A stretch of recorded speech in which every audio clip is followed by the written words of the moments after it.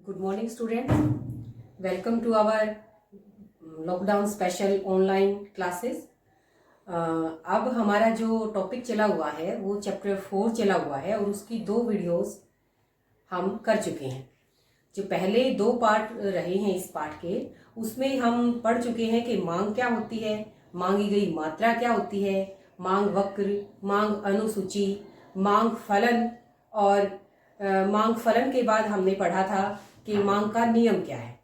तो मांग के नियम तक हम अपनी पिछली वीडियोस में पढ़ चुके हैं। इस वीडियो ये हमारा पार्ट 3 है, इस पार्ट का पार्ट 3। और आज के इस वीडियो के अंदर हम पार्ट 3 में पढ़ेंगे जो हमने पीछे छोड़ा था कि मांग वक्र, मांग का नियम बना के और हमने मांग वक्र बना दिया था। इस तरह का हमारा मांग वक्र बना था। मांग के नियम में हमने पढ़ा था कि कीमत और मांग के बीच में नेगेटिव रिलेशनशिप है और इस तरह का मांग वक्र होता है नेगेटिव स्लोपिंग। ठीक है, बाएं से दाएं, नीचे की ओर। अब ये प्रश्न हमारा बहुत ही इंपॉर्टेंट प्रश्न है, मोस्ट इंपॉर्टेंट हम इसको कह सकते हैं। हर बार ये पेपर के अंदर आता है कि मांग वक्र का ढलान ऋणात्मक क्यों होता है, यानी कि ये नेगेटिव स्लोपिंग क्यों है। इसी प्रश्न को हम इस तरह से भी कह सकते हैं कि जब कीमत गिरती है तो वस्तु को अधिक और जब कीमत बढ़ती है तो वस्तु को कम क्यों खरीदा जाता है। तो मांग वक्र के ढलान के ऋणात्मक होने या गिरती हुई कीमतों पर वस्तु को अधिक खरीदा जाना या अधिक कीमतों पर वस्तु को कम क्यों खरीदा जाता है, तो ये प्रश्न इस तरह से हमारा पूछा जा सकता है। तो आज हम इसके कारण जानेंगे कि ये मांग वक्र का जो ढलान है बाएं से दाएं, नीचे की ओर या नेगेटिव स्लोपिंग, ऋणात्मक ढाल वाला, ये ऐसा क्यों होता है। तो इसका सबसे पहला कारण है हमारा घटती सीमांत उपयोगिता का नियम। ये पहला कारण है हमारा घटती सीमांत उपयोगिता का नियम। आप लोगों को याद होगा कि जो तटस्था वक्र था वहां पर भी हमने घटती सीमांत उपयोगिता पढ़ी थी। तो चलिए अब फिर से मैं आपको बताती हूं कि ये क्या है घटती सीमांत उपयोगिता। सीमांत शब्द यानी कि इसके लिए मैंने आपको बताया था कि एक अगली इकाई, एक अगली या एक अतिरिक्त इकाई, ये शब्द मैं इसके लिए यूज करती हूं सीमांत के लिए। घटती सीमांत उपयोगिता का मतलब कि भाई जब हम एक अगला किसी भी वस्तु को खरीदते हैं, उसका उपयोग करते हैं, तो उसकी उपयोगिता घटती जाती है, कम होती जाती है। कैसे, इसे एक उदाहरण से अच्छे से समझने की कोशिश करना। घटती सीमांत उपयोगिता, मान लिया हम केले खरीदते हैं, 1 दर्जन केले 60 रुपये पर डजन के हिसाब से हम केले खरीदते हैं। हमने दर्जन 1 केले खरीदे 60 रुपये के, और हम उन्हीं केलों को 1 दर्जन से ज्यादा कब खरीदेंगे कि जब हम दुकानदार को कई बार कहते भी हैं कि भाई 50 लगा लो, हम 2 दर्जन खरीद लेंगे, या भाई और कम कर लो, हम इतने खरीद लेंगे। तो क्या होता है, क्यों कहते हैं हम ऐसे कि भाई वो कीमत कम करेगा तो हम उसकी अधिक मात्रा खरीदते हैं। क्यों? क्योंकि क्या होता है कि कोई भी वस्तु को जब हम अधिक मात्रा में खरीदते हैं, कोई भी वस्तु जब हमारे पास ज्यादा मात्रा में होती है तो उसकी सीमांत उपयोगिता हमारे लिए कम हो जाती है। क्या कहा है मैंने कि जब कोई वस्तु हमारे पास अधिक मात्रा में होती है, हमने 1 दर्जन केले खरीदे, 2 खरीद लिए, 2 खरीदने के बाद हमारे पास केले काफी मात्रा में हो गए, उसकी केलों की मात्रा हमारे पास ज्यादा हो गई, तो अब हम और केले तभी खरीदेंगे जब वो उसकी कीमत को कम करेगा। क्यों? क्योंकि अब केलों से प्राप्त होने वाली उपयोगिता हमारे लिए कम हो गई है, क्योंकि हमारे पास केले पहले से हैं, काफी सारे केले हैं। तो किसी भी वस्तु की जब हमारे पास अधिक मात्रा हो जाती है तो उसकी सीमांत उपयोगिता हमारे लिए घट जाती है, कम हो जाती है। एक वस्तु की जब ज्यादा मात्रा हमारे पास होगी तो उससे प्राप्त होने वाली सीमांत उपयोगिता यानी कि अगली इकाई से प्राप्त होने वाली उपयोगिता घट जाएगी, कम हो जाएगी। इसीलिए हम उसे और अधिक तभी खरीदेंगे जब उसकी कीमत भी कम हो, जब उसकी कीमत कम होकर उसकी सीमांत उपयोगिता के बराबर आए। तो इसे हम क्या कहते हैं, घटती सीमांत उपयोगिता का नियम। तो ये नियम क्या कहता है, ये नियम ये कहता है कि भाई किसी भी वस्तु की जब अधिक मात्रा हमारे पास हो जाती है तो उस वस्तु की सीमांत उपयोगिता हमारे लिए कम हो जाती है, और सीमांत उपयोगिता कम होने के कारण हम उसकी अधिक मात्रा तभी खरीदेंगे जब उसकी कीमत भी कम हो। तो इसे क्या कहते हैं हम, घटती सीमांत उपयोगिता का नियम। क्योंकि अब वस्तु हमारे पास पहले से अधिक मात्रा में हो गई है, बहुत ज्यादा मात्रा में हमारे पास है, तो इसलिए अब हम उसकी ज्यादा, उसी कीमत के ऊपर उसको ज्यादा नहीं खरीदेंगे। जब उसकी कीमत घटेगी तभी हम उसको ज्यादा खरीदेंगे। तो इसे कहते हैं हम घटती सीमांत उपयोगिता का नियम। यही यहाँ पर लागू होता है कि जब हमने उस वस्तु को खरीदा, उस वस्तु को और ज्यादा मात्रा में, मान लिया हमने इसको इतना खरीद लिया, तो इसको मैं इतना जब खरीदूंगी, इतना मैंने इतना खरीदा इस कीमत के ऊपर, इस कीमत के ऊपर, ये जो कीमत है ये मान लिया OP, इस कीमत के ऊपर ये मात्रा खरीदी, मैं इसकी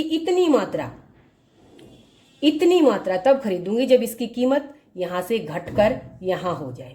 ठीक है, और इसी कारण से हमारा ये मांग वक्र क्या होता है, नेगेटिव, ऋणात्मक ढाल वाला। तो ये हमारा पहला कारण हुआ, घटती सीमांत उपयोगिता का नियम।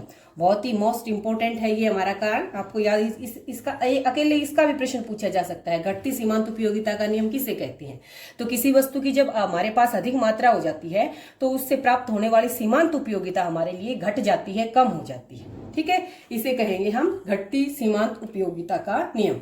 दूसरा कारण है आय प्रभाव। अब हमने पिछले अपने वीडियो में पढ़ा था, हमने उपभोक्ता की आय पढ़ा था पिछले में।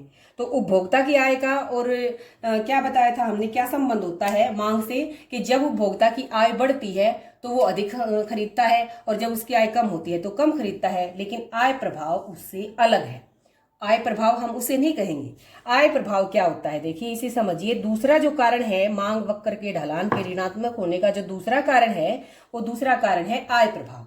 आय प्रभाव क्या होता है कि जब भी किसी वस्तु की कीमत घटती है, जब किसी वस्तु की कीमत घटती है तो जो उपभोक्ता की वास्तविक आय है, मैंने क्या कहा है, वास्तविक आय, उपभोक्ता की वास्तविक आय बढ़ जाएगी। कब? जब उसकी कीमत घटेगी। कैसे बढ़ेगी? जब कीमत घटेगी तो उपभोक्ता की वास्तविक आय कैसे बढ़ेगी? देखिए मैं बताती हूं कि मैंने अभी आपको पिछले में बताया था कि मान लिया 60 रुपए के 1 दर्जन केले आते हैं, कीमत घट गई, 50 रुपए के हो गए 1 दर्जन केले।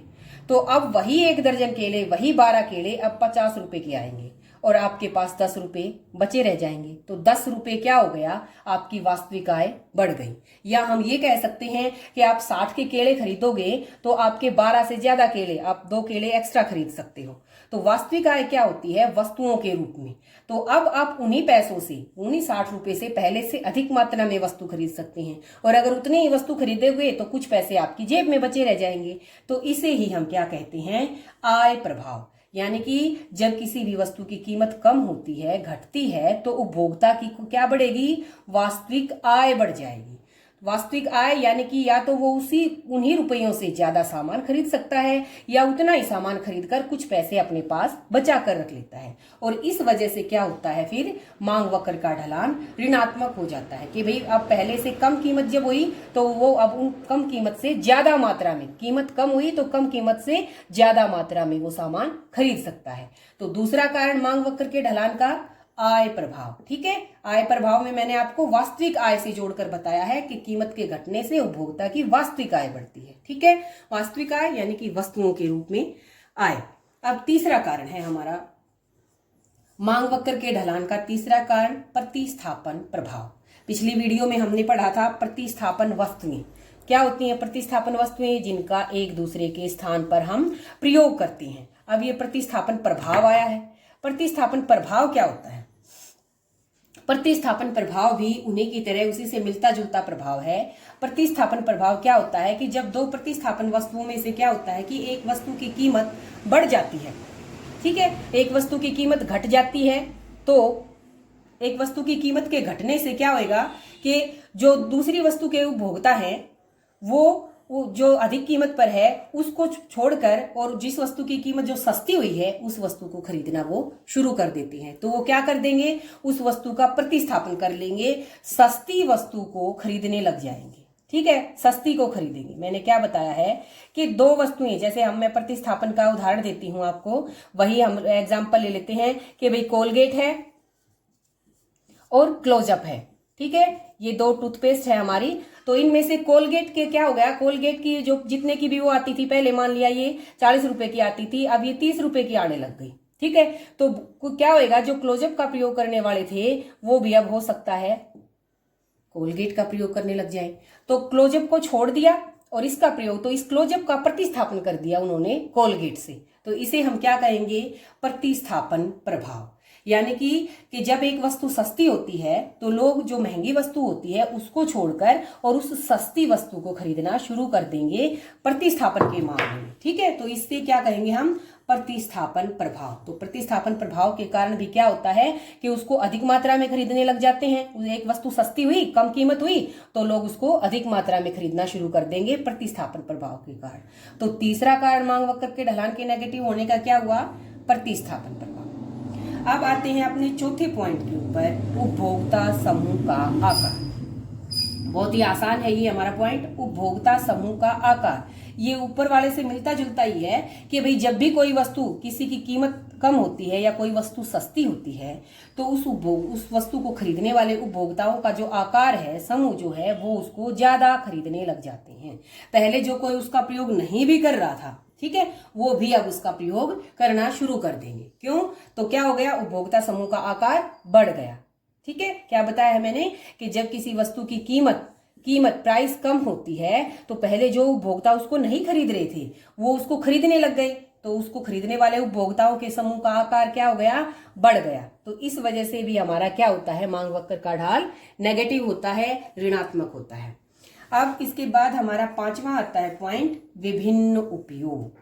आसान सा है ये हमारा, विभिन्न उपयोग यानी कि वैकल्पिक प्रयोग, अनेक कार्यों में प्रयोग। विभिन्न उपयोग का यही मतलब होता है।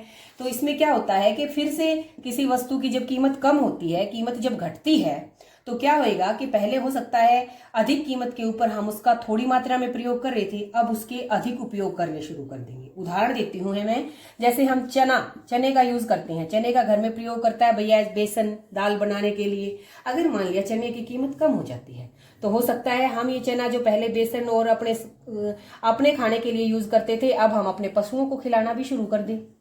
ठीक है, तो क्या हो गया, इसके विभिन्न उपयोग हो गए, हमने इसके और प्रयोग शुरू कर दिए, विभिन्न प्रयोग। ठीक है, तो किसी भी वस्तु की कीमत जब कम होती है तो उसके दूसरे और प्रयोग भी होने शुरू हो जाते हैं, जिससे हम उसकी अधिक मात्रा खरीदते हैं। कीमत के कम होने पर उसके अनेक प्रयोग शुरू हो जाते हैं, जिससे उसकी खरीदी जाने वाली मात्रा बढ़ जाती है। तो ये थे हमारे 5 कारण। ये बहुत ही इंपॉर्टेंट क्वेश्चन है, हर एक पॉइंट से एक एक प्रश्न निकलता है। तो ये पांचों के पांचों आपको बिल्कुल रटने हैं, याद करने हैं और समझकर। पहला क्या, घटती सीमांत उपयोगिता का नियम, जिसके कारण मांग वक्र का ढाल नेगेटिव होता है। दूसरा, आय प्रभाव, प्रतिस्थापन प्रभाव, उपभोक्ता समूह का आकार और विभिन्न उपयोग। ये पांचों पॉइंट आपको याद होने चाहिए और ये प्रश्न मैंने मोस्ट इंपोर्टेंट बताया है। ठीक है, इसके बाद आता है हमारा अगला प्रश्न, मांग के नियम के अपवाद। ठीक है, यहां से भी प्रश्न बहुत बार पूछा जाता है कि मांग के नियम के अपवाद कौन कौन से हैं। सबसे पहले मांग के नियम को याद करो। क्या बताया था मांग का नियम, कि कीमत और किसी वस्तु की मांगी गई मात्रा, इन दोनों के बीच में नेगेटिव रिलेशन होता है अन्य बातें समान रहने पर। यही था हमारा नियम, अन्य बातें समान रहने पर एक वस्तु की कीमत के बढ़ने पर उसकी मांगी गई मात्रा घट जाती है और कीमत के कम होने पर उसकी मांगी गई मात्रा बढ़ जाती है, यानी कि कीमत और मात्रा के बीच में ऋणात्मक संबंध होता है। ये था हमारा मांग का नियम। अब यहाँ पर हम पढ़ेंगे मांग के नियम के अपवाद। अपवाद का मतलब है कि जहां जिन वस्तुओं के ऊपर ये नियम लागू नहीं होता। लागू नहीं होता का मतलब क्या है कि कीमत के बढ़ने पर, ठीक है, जो अपवाद है उनमें कीमत के बढ़ने पर मांग घटेगी नहीं, मांग भी बढ़ेगी। ठीक है, मांग के नियम के अपवाद किसे कहेंगे, जिसके ऊपर मांग का नियम लागू नहीं होता, यानी कि वहां कीमत के और मांग के बीच में धनात्मक संबंध मिलेगा, ऋणात्मक नहीं। ऋणात्मक संबंध के ऊपर तो मांग का नियम लागू होता है। मांग का नियम किसके ऊपर लागू नहीं होगा, जब कीमत के बढ़ने पर मांग भी बढ़े, दोनों के बीच में ऋणात्मक संबंध मिले। तो सबसे पहला मांग का के नियम का अपवाद हम पढ़ते हैं, वो है हमारा प्रतिष्ठा सूचक वस्तुएं। प्रतिष्ठा सूचक वस्तुएं, प्रतिष्ठा यानी कि जिसे हम अपना मान सम्मान का सूचक मानते हैं। ठीक है, इसे हम विलासिता की वस्तुएं भी कह सकते हैं। ठीक है, विलासिता की भी हो सकती हैं। और प्रतिष्ठा सूचक, वैसे इसको हम वेबलन ने इनके बारे में बताया था, इसलिए हम इनको वेबलन गुड्स कहते हैं। वेबलन वस्तुएं, क्योंकि वेबलन ये अर्थशास्त्री का नाम है, उन्होंने इसके बारे में सबसे पहले बताया, इसलिए हम इनको वेबलन गुड्स बोलते हैं। प्रतिष्ठा सूचक वस्तुएं क्या होगी कि जिनका हमारे पास होना हम ये माने कि ये हमारे मान सम्मान का, हमारी इज्जत का सूचक है, हमारे मान को बढ़ाएंगे। जैसे जैसे राजे महाराजाओं के पास हीरे जवाहरात, ठीक है, हीरे जवाहरात बेशकीमती जो चीजें होती हैं, उन चीजों को हम ये मानते हैं कि इनकी कीमतें जब बढ़ती हैं ना तो तभी हम इनको ज्यादा लेते हैं, ठीक है। वो प्रतिष्ठा सूचक वस्तुएं क्या, जब इनकी कीमतें बढ़ेंगी तो हम इनको और ज्यादा लेते हैं कि भाई इनका हमारे पास होना हमारी प्रतिष्ठा का सूचक है, हमारे मान का सूचक है। तो जो वस्तुएं ज्यादा महंगी होती हैं, ज्यादा उनकी कीमतें होंगी, उनको फिर ज्यादा खरीदा जाता है। तो कीमतें ज्यादा होने पर उनको ज्यादा खरीदा जाता है, तो इनके ऊपर मांग का नियम लागू नहीं होता, और इन वस्तुओं को प्रतिष्ठा सूचक वस्तुएं कहते हैं। और सबसे पहले वेबलन ने इन वस्तुओं के बारे में बताया, तो इसलिए इनको हम वेबलन गुड्स, वेबलन वस्तुएं भी कहते हैं। तो प्रतिष्ठा सूचक वस्तुएं क्या है, मांग के नियम का अपवाद, इनके ऊपर मांग का नियम लागू नहीं होता। कीमतों के बढ़ने पर इनकी मांग घटती नहीं, कीमतों के बढ़ने पर उल्टी इनकी मांग भी बढ़ती है, ठीक है। कीमतें बढ़ेंगी तो इनकी मांग भी बढ़ेगी। तो ये हमारा मांग के नियम का पहला अपवाद। दूसरा अपवाद है हमारा अज्ञानता। अज्ञानता, इग्नोरेंस, मतलब कि हमें पता नहीं, जानकारी के अभाव में, ठीक है। अज्ञानता क्या हुआ, इग्नोरेंस की वजह से, ज्ञान की कमी की वजह से कई बार हम ये सोच लेते हैं या हमारी ये धारणा हो जाती है कि जो वस्तु महंगी होएगी ना, जो महंगी है वो वस्तु अच्छी भी है, और जो वस्तु सस्ती है वो अच्छी नहीं है। तो उस अज्ञानता के कारण भी कई बार हम ऐसा कर लेते हैं कि कीमतों के बढ़ने पर हम उसको, ज्यादा महंगी होने पर हम उसको ज्यादा खरीदते हैं, और कीमत कम होने पर हम उसको कम खरीदते हैं। तो अज्ञानतावश भी मांग का नियम कई बार लागू नहीं होता। तो ये मांग के नियम का अपवाद हो गया हमारा अज्ञानता, ठीक है। इसके बाद तीसरा और मोस्ट इंपोर्टेंट हमारा अपवाद है गिफिन वस्तुएं। गिफिन वस्तुएं, गिफिन जो होता है, गिफिन एक अर्थशास्त्री का नाम है, ठीक है।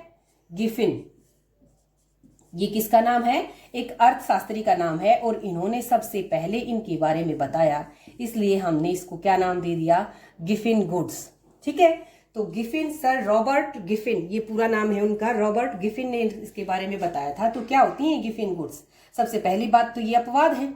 अपवाद है, इट मीन्स मांग का नियम इसके ऊपर लागू नहीं होता, यानी कि कीमत, मांग का नियम लागू नहीं होना, यानी कि कीमत और मांग के बीच में यहाँ कैसा संबंध है, धनात्मक, यानी कि कीमत बढ़ेगी तो इनकी मांग भी बढ़ेगी, और कीमत अगर घटेगी तो इनकी मांग भी घटेगी।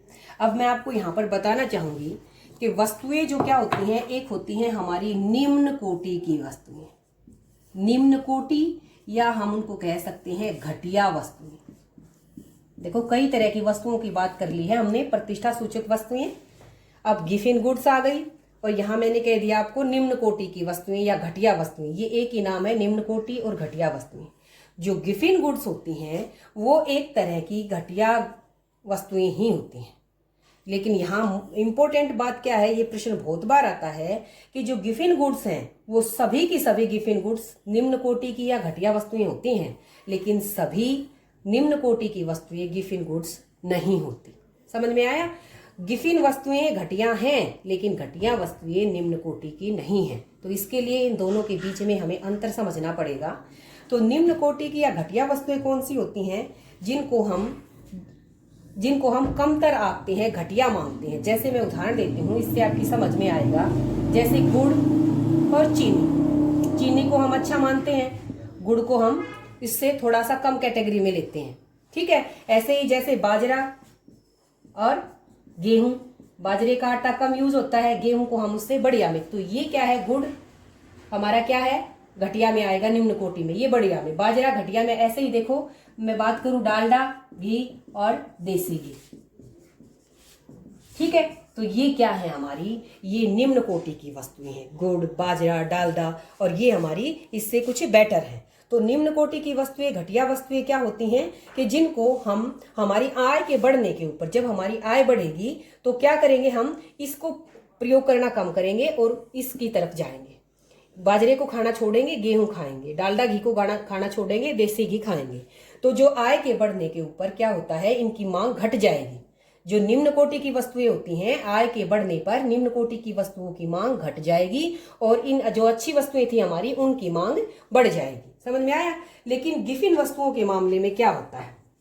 अब देखिए, ये तो हो गई हमारी घटिया वस्तुएं। गिफिन वस्तुओं को पढ़ते हैं। आप गिफिन के बारे में यहाँ कर रहे थे, तो गिफिन वस्तुएं क्या होती हैं? ये एक तरह की घटिया वस्तुएं ही होती हैं।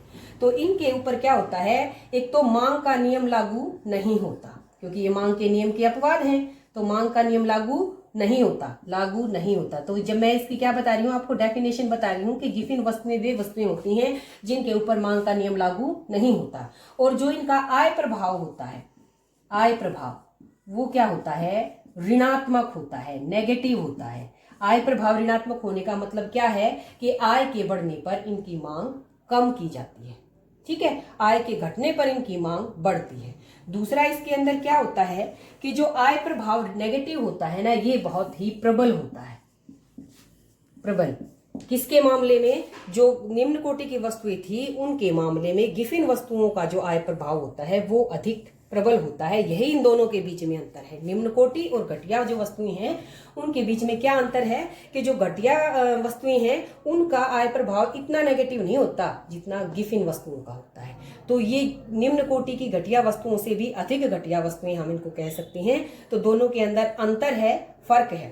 ठीक है, तो ये जो गिफिन वस्तुएं होती हैं ये बहुत ही घटिया वस्तुएं होती हैं। इनके ऊपर मांग का नियम लागू नहीं होता। इनका मांग वक्र कैसा मिलेगा आपको? इनका मांग वक्र ऐसा होएगा, क्योंकि मांग का नियम तो लागू होता नहीं। कीमत ये है तो हम इसकी मांग इतनी कर रहे हैं, कीमत के बढ़ने पर इसकी मांग बढ़ती है और कीमत के घटने पर उल्टा चले हम, जब कीमत बढ़ गई तो मांग भी बढ़ गई, कीमत घट गई तो मांग भी घट गई। तो ये होता है इनका मांग वक्र। किनका? जो मांग के नियम के अपवाद हैं, मांग के नियम के जो अपवाद हैं उनका मांग वक्र इस तरह का धनात्मक होगा, ऋणात्मक नहीं होगा। तो ये मेरे ख्याल से आपको समझ में आ गया होगा। गिफिन वस्तुओं के बारे में मैंने बताया, सर रॉबर्ट गिफिन ने इसके बारे में बताया। इसके ऊपर मांग का नियम लागू नहीं होता और इसका जो आय प्रभाव होता है वो नेगेटिव होता है और प्रबल होता है घटिया वस्तुओं के कंपैरिजन में। तो मेरे ख्याल से आज के लिए इतना बहुत होगा। आज मैंने आपको 2 बातें बताई हैं और दोनों बहुत ही इंपॉर्टेंट है, मोस्ट इंपॉर्टेंट है। मांग के ढाल का ऋणात्मक क्यों होता है, 5 कारण बताए हैं। मैंने कहा है ये बिल्कुल रटने हैं, आपको पक्के याद करने हैं, ये हर बार पेपर में आते हैं। और दूसरा, मांग के नियम का अपवाद। अपवाद में मैंने 3 ही पॉइंट आपको बताए हैं, प्रतिष्ठा सूचक, अज्ञानता और गिफिन वस्तुएं। जब मैंने आपको गिफिन वस्तुओं के बारे में बताया तो साथ साथ मैंने निम्न कोटि की वस्तुओं के बारे में बताया है, उदाहरण देकर बताया है। तो सभी गिफिन वस्तुएं निम्न कोटि की वस्तुएं होती हैं, लेकिन सभी निम्न कोटि की वस्तुएं घटिया वस्तुएं नहीं होती। तो आज के लिए इतना काफी है। अगली वीडियो में हम इस चैप्टर को लगभग पूरा करने की कोशिश करेंगे। आज के लिए इतना ही। धन्यवाद।